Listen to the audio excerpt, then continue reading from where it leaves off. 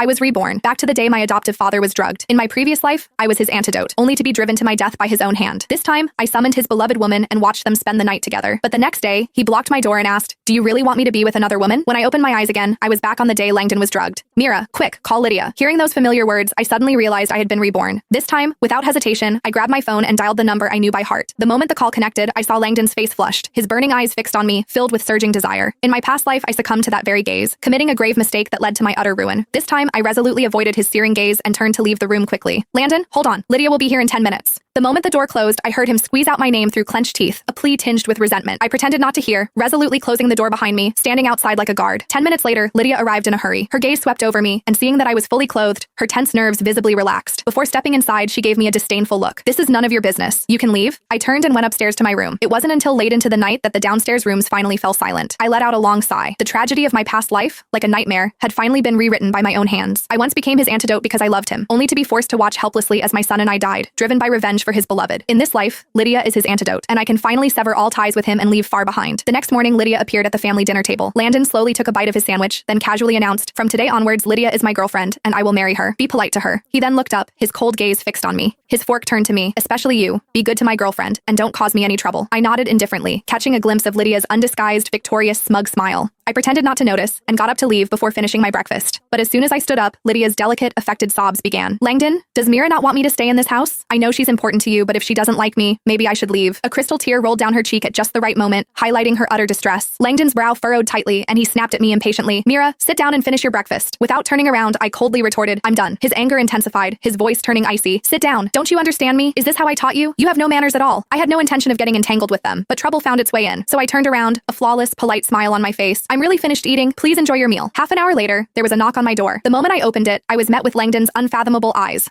that seemed to be brewing a storm. My first instinct was to close the door, shutting him out and avoiding any unnecessary confrontation. But Langdon was faster than me. He abruptly reached out and easily blocked the door. He raised an eyebrow, his sharp gaze scrutinizing me. "Avoiding me? Why?" He took a step closer, his narrowed eyes full of inquiry. "Unhappy? Because of Lydia?" I shook my head quickly, trying to make my voice sound calm and even. "No, I'm happy for you. You found someone you truly love." His expression became inscrutable, as if he didn't believe a word I said. "Is that really what you think? Are you sure you're not just saying that against your will?" He scoffed, a laugh devoid of any warmth. "Mira, don't tell me you still have feelings for me. You think I don't know about that stolen kiss you gave me on your 18th birthday? You were drunk then, but I was perfectly sober. And all those love letters you wrote me over the years? I read every single one. You thought you hid them well, but the way you looked at me, it was like you were practically shouting, 'I love you.' Did you think everyone else was blind? It's a good thing you didn't confess to me. That was the wisest decision you ever made. Otherwise, I would have just laughed at you to your face." His cruel laughter echoed in the room. Then, he went straight to his desk, opened the bottom drawer,